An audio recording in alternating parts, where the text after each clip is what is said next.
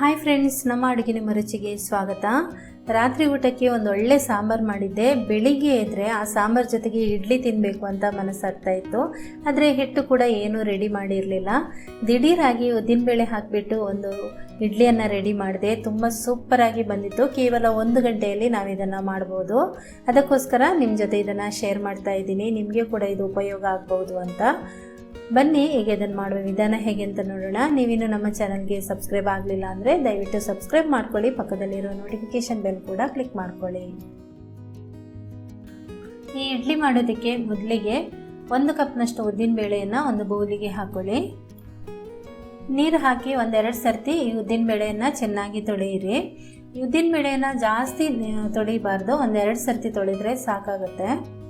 ಚೆನ್ನಾಗಿ ತೊಳೆದು ನೀರು ಬಸಿದಿರುವಂತಹ ಈ ಉದ್ದಿನಬೇಳೆಗೆ ವಾಪಸ್ ಬೇರೆ ನೀರು ಹಾಕಿಬಿಟ್ಟು ಸುಮಾರು 1 ಗಂಟೆಗಳ ಕಾಲ ಇದನ್ನು ಮುಚ್ಚಿ ಹಾಗೇನೆ ಇಡಿ. ಸ್ವಲ್ಪ ನೆನೆಯಬೇಕಿದು. ನಾನು ಇದನ್ನು ಕೇವಲ 3/4 ಗಂಟೆ ಮಾತ್ರ ಇಟ್ಟಿದ್ದೆ. ನೀವು ಬೇಕಾದರೆ 1 ಗಂಟೆ ಇಡ್ಬೋದು. ನಂತರ ಈ ಉದ್ದಿನಬೇಳೆಯನ್ನು ರುಬ್ಬೋದಕ್ಕಿಂತ ಒಂದು 10 ನಿಮಿಷ ಮುಂಚೆ ಒಂದು ಪಾತ್ರೆಗೆ 3 ಕಪ್ನಷ್ಟು ಇಡ್ಲಿ ರವೆಯನ್ನು ಹಾಕೊಳ್ಳಿ. ಇಡ್ಲಿ ರವೆ ಅಂತ ನಮಗೆ ಪ್ಯಾಕೆಟ್ಗಳಲ್ಲಿ ಸಿಗುತ್ತಲ್ವ, ಅದನ್ನು ನೀವು ಉಪಯೋಗಿಸ್ಕೊಳ್ಬೋದು. ಪ್ಯಾಕೆಟ್ನಲ್ಲಿ ಇರೋದ್ರಿಂದ ಇದನ್ನು ತೊಳೆಯುವಂಥ ಅವಶ್ಯಕತೆ ಏನಿರೋದಿಲ್ಲ. ಇದಕ್ಕೆ ನೀರು ಹಾಕಿ ಒಂದು 10 ನಿಮಿಷ ನೆನೆಯಲಿಕ್ಕೆ ಬಿಡಬೇಕು. ನೋಡಿ, ಈ ರೀತಿ ಸಣ್ಣಗೆ ಇರುತ್ತೆ ಈ ರವೆ. ಈಗ ಈ ಉದ್ದಿನಬೇಳೆಯನ್ನು ಒಂದು 3/4 ಗಂಟೆ ನೆನೆ ಹಾಕಿದ್ದೀನಿ. ನೀವು 3/4 ಗಂಟೆಯಿಂದ 1 ಗಂಟೆ ಕೂಡ ನೆನೆ ಹಾಕೋಬಹುದು. ಚೆನ್ನಾಗಿ ನೆಂದಿದೆ ನೋಡ್ಬೋದು. ಈ ರೀತಿ ಕಟ್ ಮಾಡಿದರೆ ಕಟ್ ಆಗುತ್ತೆ. ಇದನ್ನು ರುಬ್ಬೋದಿಕ್ಕೆ ನೆನೆ ಹಾಕಿದ ನೀರಿನ ಸಮೇತ ಮಿಕ್ಸಿ ಜಾರಿಗೆ ಹಾಕೊಳ್ತಾ ಇದ್ದೀನಿ. ಉದ್ದಿನಬೇಳೆಯನ್ನು ನೆನೆ ಹಾಕುವಾಗಲೇ ನೀವು ಅಡುಗೆಗೆ ಉಪಯೋಗಿಸುವಂತಹ ನೀರನ್ನೇ ಹಾಕಿಬಿಟ್ಟು ನೆನೆ ಹಾಕಿ. ನೀರು ಹಾಕೊಳ್ಳುವಾಗ ಇದರಲ್ಲಿ ನೋಡಿ ಸ್ವಲ್ಪ ಜಾಸ್ತಿ ಇದೆ, ಸ್ವಲ್ಪ ನೀರು ತೆಗಿತಾ ಇದ್ದೀನಿ. ಎಷ್ಟು ಬೇಕೋ ಅಷ್ಟೇ ನೀರನ್ನು ಹಾಕೊಳ್ತಾ ಇದ್ದೀನಿ. ಮತ್ತೆ ಬೇಕಾದರೆ ಅದು ರುಬ್ಬುವಾಗ ಹಾಕೊಳ್ಬಹುದು. ಉದ್ದಿನಬೇಳೆ ರುಬ್ಬಿ ರೆಡಿಯಾಗಿದೆ ನೋಡಿ. ಈ ರೀತಿ ಮೇಲ್ಗಡೆ ಗುಳ್ಳೆಗಳು ಬರಬೇಕು. ಮತ್ತು ಸ್ವಲ್ಪ ಇದನ್ನು ನೀವು ಗಟ್ಟಿಯಾಗಿಯೇ ರುಬ್ಕೊಳ್ಬೇಕು. ತುಂಬ ನೀರಾಗಿ ಮಾಡ್ಕೊಳ್ಬೇಡಿ, ಯಾಕೆಂದರೆ ಇದಕ್ಕೆ ನಾವು ಇಡ್ಲಿ ರವೆ ಹಾಕೋದ್ರಿಂದ ಅದು ಮತ್ತೆ ನೀರಾಗೋ ಚಾನ್ಸಸ್ ಇರುತ್ತೆ. ಅದರಿಂದಾಗಿ ಸ್ವಲ್ಪ ಮೀಡಿಯಮ್ ಆಗಿ ಗಟ್ಟಿನೇ ಇರಬೇಕು. ನಂತರ ಇದನ್ನೊಂದು ಪಾತ್ರೆಗೆ ಹಾಕೊಳ್ಳಿ. ಇಡ್ಲಿ ರವೆಯನ್ನು ನಾವು ಹಾಕಿಬಿಟ್ಟು ಒಂದು 10 ನಿಮಿಷ ಆಗಿದೆ. ಈಗ ಇದನ್ನು ಚೆನ್ನಾಗಿ ಈ ರೀತಿ ಹಿಂಡಬೇಕು. ಹಿಂಡ್ಬಿಟ್ಟು ನಾವು ಉದ್ದಿನಬೇಳೆ ಹಿಟ್ಟಿಗೆ ಇದನ್ನು ಸೇರಿಸಬೇಕು. ನೀರಿನ ಅಂಶ ಸ್ವಲ್ಪ ಇರಬಾರ್ದು, ಗಟ್ಟಿಯಾಗಿ ಹಿಂಡಿಬಿಟ್ಟು ಹಾಕಬೇಕು.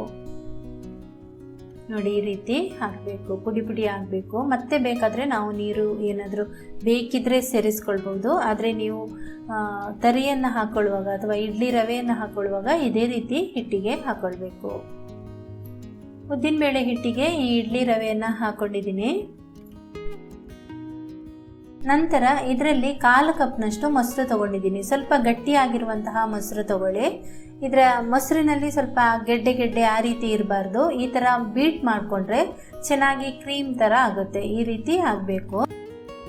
ಈಗ ಈ ಮೊಸರನ್ನು ಉದ್ದಿನಬೇಳೆ ಹಿಟ್ಟು ಮತ್ತು ಇಡ್ಲಿ ರವೆಗೆ ಸೇರಿಸ್ಕೊಳ್ಳಿ.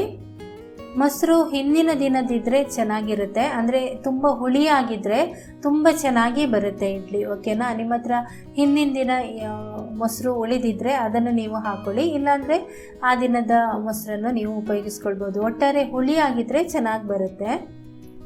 ರುಚಿಗೆ ತಕ್ಕಷ್ಟು ಉಪ್ಪನ್ನು ಸೇರಿಸ್ಕೊಳ್ಳಿ. ನಂತರ ಎಲ್ಲ ಹೊಂದ್ಕೊಳ್ಳುವಂತೆ ಚೆನ್ನಾಗಿ ಇದನ್ನು ಮಿಕ್ಸ್ ಮಾಡ್ಕೊಳ್ಳಿ. ಕೈಯಲ್ಲೇ ಈ ರೀತಿ ಚೆನ್ನಾಗಿ ಮಿಕ್ಸ್ ಮಾಡ್ಕೊಳ್ಳಿ. ತುಂಬ ನೀರಾಗಿರಬಾರ್ದು. ಇಡ್ಲಿ ಹಿಟ್ಟಿನ ಹದಕ್ಕೇನೆ ಇರಬೇಕು. ತುಂಬ ನೀರಾದರೆ ಇಡ್ಲಿ ಚೆನ್ನಾಗಿ ಬರಲ್ಲ. ಒಳ್ಳೆ ಒಂದು ಮಿಕ್ಸ್ ಮಾಡ್ಕೊಂಡಿದ್ದೀನಿ ಇದನ್ನು ನೋಡಿ. ಇಡ್ಲಿ ಹಿಟ್ಟಿನ ಹದ ಈ ರೀತಿ ಇರಬೇಕು. ಸ್ವಲ್ಪ ದಪ್ಪನಾಗಿ ಇರಬೇಕು.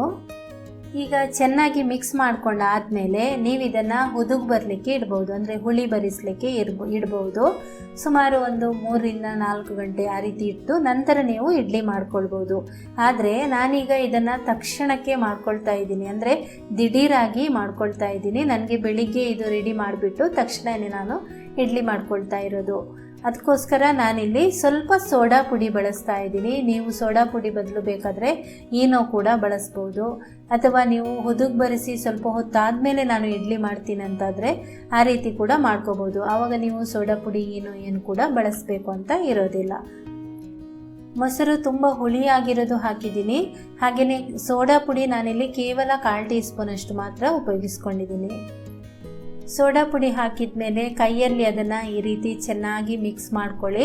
ಇಲ್ಲಾಂದರೆ ಅಲ್ಲಲ್ಲಿ ಗಂಟಾಗಿ ಒಂದೊಂದೇ ಕಡೆ ಸೇರಿಬಿಡುತ್ತೆ. ಅದು ಚೆನ್ನಾಗಿ ಮಿಕ್ಸ್ ಮಾಡ್ಕೊಳ್ಬೇಕು. ಸೋಡಾ ಪುಡಿ ಎಲ್ಲ ಕಡೆ ಚೆನ್ನಾಗಿ ಮಿಕ್ಸ್ ಆಗಿದೆ ಅಂತ ಗೊತ್ತಾದ ಮೇಲೆ 1-2 ನಿಮಿಷ ಅದನ್ನು ಚೆನ್ನಾಗಿ ಬೀಟ್ ಮಾಡ್ಕೊಳ್ಳಿ ಆಯಿತಾ. ಈ ರೀತಿ ಕೈಯಲ್ಲಿ ಬೀಟ್ ಮಾಡಿಕೊಂಡ್ರೆ ತುಂಬ ಚೆನ್ನಾಗಿ ಇಡ್ಲಿ ಬರುತ್ತೆ. ಕೆಲವರು ಸೋಡಾ ಪುಡಿ ಹಾಕಿದ ಮೇಲೆ ಅದನ್ನು ಮುಟ್ಲಿಕ್ಕೆ ಹೋಗೋದಿಲ್ಲ, ಅಂದರೆ ಹಾಗೇ ಅದನ್ನು ನಿಧಾನಕ್ಕೆ ಮಿಕ್ಸ್ ಮಾಡ್ಕೊಳ್ತಾರೆ. ಆದರೆ ನಾನು ಯಾವಾಗಲೂ ಸೋಡಾ ಪುಡಿ ಹಾಕಿದ ಮೇಲೆ ಅದನ್ನು ಚೆನ್ನಾಗಿ ಮಿಕ್ಸ್ ಮಾಡ್ಕೊಳ್ತೀನಿ. ಏನೋ ಹಾಕಿದ ಮೇಲೆ ಜಾಸ್ತಿ ಮಿಕ್ಸ್ ಮಾಡಬಾರ್ದು, ತಕ್ಷಣಕ್ಕೆ ಮಾಡ್ಕೋಬೇಕು.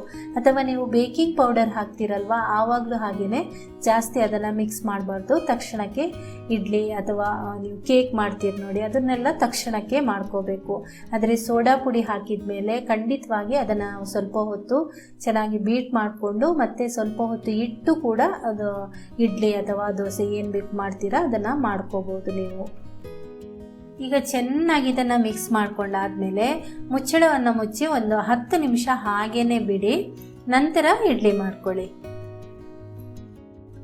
10 ನಿಮಿಷದ ನಂತರ ಈ ಇಡ್ಲಿ ಹಿಟ್ಟನ್ನು ತೆಗೆದು ಒಂದು ಸರ್ತಿ ಈ ರೀತಿ ಮಿಕ್ಸ್ ಮಾಡ್ಕೊಳ್ಳಿ. ಇಡ್ಲಿ ಬೇಯೋದಕ್ಕೆ ಇಡ್ಲಿ ಪಾತ್ರೆಗೆ ನೀರು ಹಾಕಿ ಕುದೀಲಿಕ್ಕೆ ಇಡಿ. ನಂತರ ತಟ್ಟೆಗೆ ಎಣ್ಣೆ ಸವರ್ಕೊಂಡು ಇಡ್ಲಿ ಹಿಟ್ಟನ್ನು ಹಾಕೊಳ್ಳಿ. ಒಂದೊಂದು ಸೌಟು ಇಡ್ಲಿ ಹಿಟ್ಟನ್ನು ಹಾಕೊಳ್ತಾ ಇದ್ದೀನಿ ಇಲ್ಲಿ.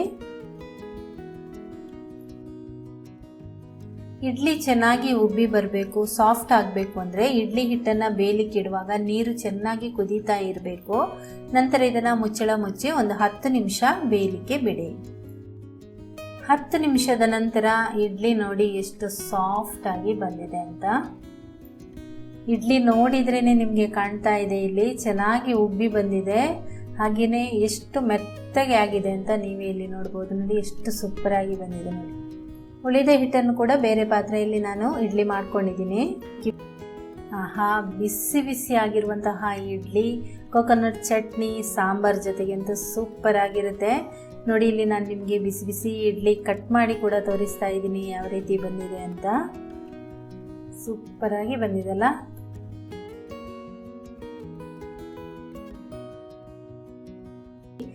ಸಡನ್ ಆಗಿ ನಿಮಗೆ ಇಡ್ಲಿ ತಿನ್ನಬೇಕು ಅಂತ ಮನಸ್ಸಾದಾಗ ಇದನ್ನು ಮಾಡ್ಕೊಳ್ಬೋದು. ಹಾಗೆಯೇ ಗೆಸ್ಟ್ ಯಾರಾದರೂ ಬರ್ತಾ ಇದ್ದಾರೆ, ಏನು ಕೂಡ ತಿಂಡಿ ಇಲ್ಲ ಅಂತ ಇದ್ದಾಗ ಕೂಡ ನೀವು ಇದನ್ನು ಮಾಡ್ಕೊಳ್ಬೋದು.